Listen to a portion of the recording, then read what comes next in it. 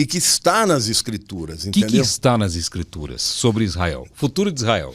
Uma coisa que é interessantíssima é que o profeta Ezequiel foi um profeta do exílio babilônico. O exílio babilônico aconteceu em 3 incursões. Vou falar algumas datas aqui para vocês precisas, mas só para pontuar. Tá. No ano de 605, Nabucodonosor invadiu pela primeira vez.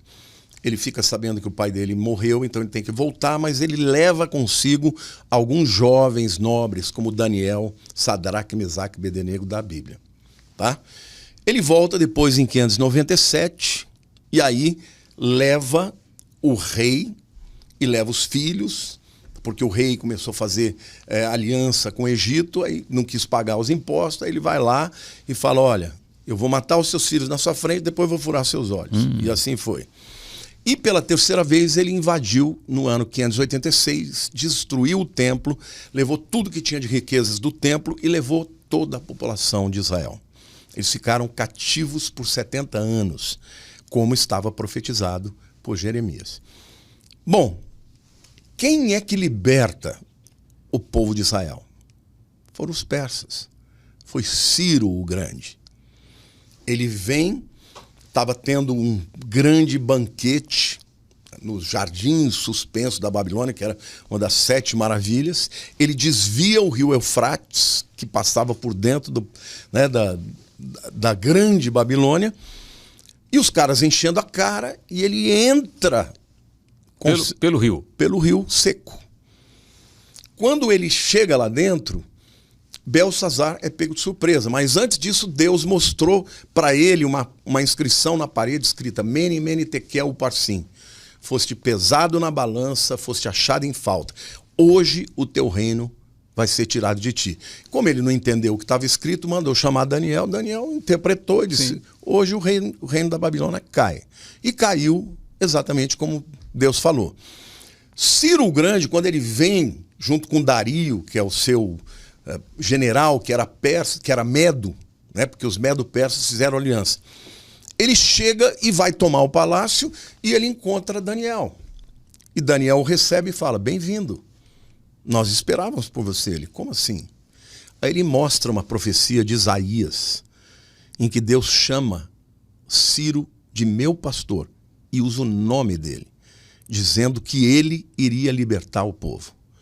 Ele fica, o meu nome está aí, no seu Deus, na escritura do seu Deus, tá aqui. E naquele tempo não existia monoteísmo para os povos, então eles acreditavam nos outros deuses. Sim. A questão era qual Deus era mais forte. E quando ele fica sabendo que o Deus de Israel tinha dito que ele vinha e venceria a grande Babilônia e libertaria o povo, ele fez aliança. Fez aliança e permitiu que o povo voltasse do exílio depois de 70 anos. Deu dinheiro, deu cartas para quando chegasse nas fronteiras das províncias eles pudessem passar. Então, veja como a Bíblia é extraordinária. Esse camarada que é persa, que salvou o povo de Israel há 2000, isso aconteceu no ano 539 a.C. Meu Deus. Tá? Ezequiel, que era um profeta, que foi levado na segunda invasão, na primeira foi Daniel, na segunda foi Ezequiel. Ele faz uma profecia para o futuro de Israel, das nações que viriam para invadir Israel. Detalhe, quem estava na cabeça? Magog, que são nada mais, nada menos do que os sítios, os russos. Os russos? Os russos. Isso, eu tenho estudo na internet, no meu canal do YouTube, onde eu mostro com detalhes históricos, com citações históricas, quem são esses povos dessa profecia de Ezequiel 38 e 39. Então lá fala de Gog, que vem junto com a Pérsia. A Pérsia é o Irã.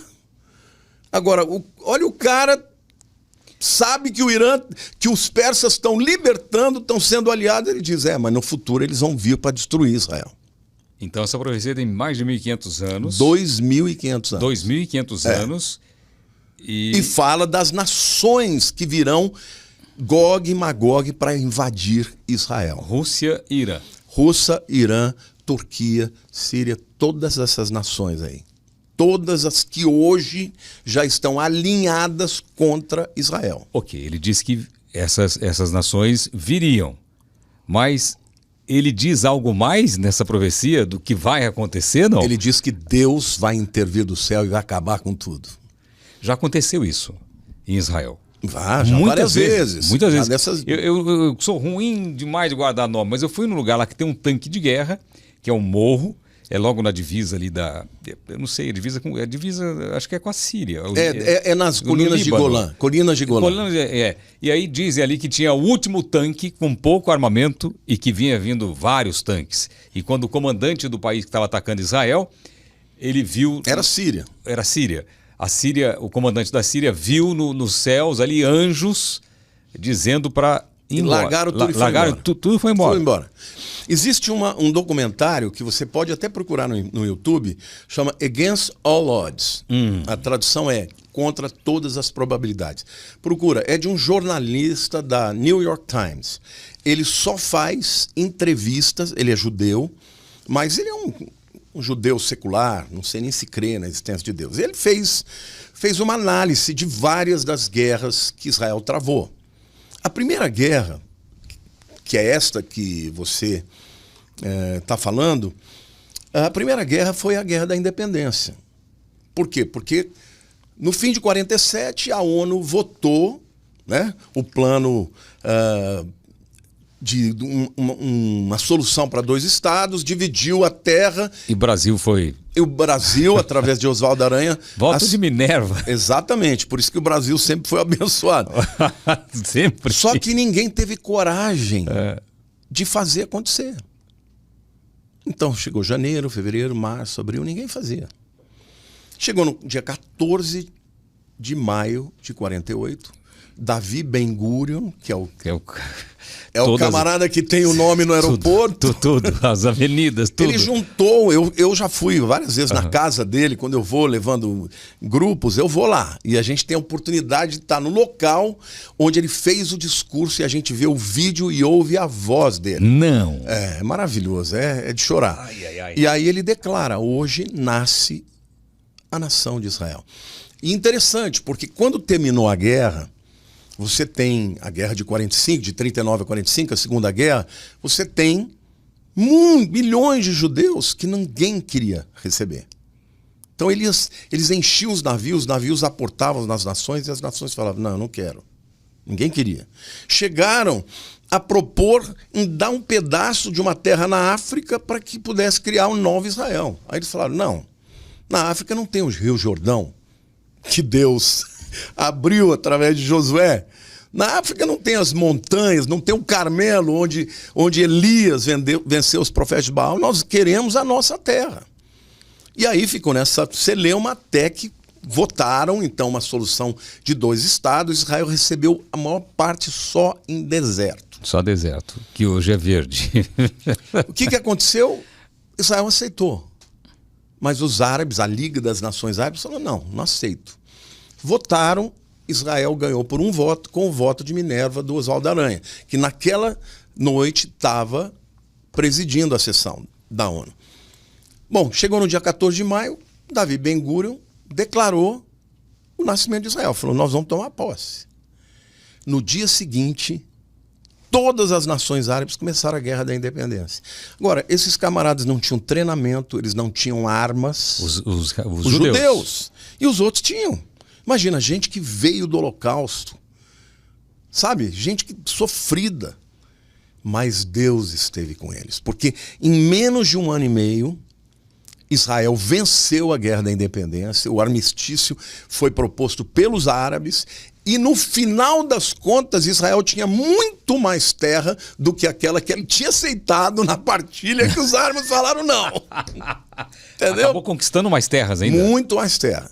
Então essa foi a primeira vitória e sobrenatural. A segunda é a Guerra dos 6 Tô dias. arrepiado, olha isso aqui, me arrepia essas coisas. A segunda guerra importantíssima é a Guerra dos 6 dias, porque veja, não existe nação de Israel do ponto de vista profético sem Jerusalém. E Jerusalém, Israel não conquistou.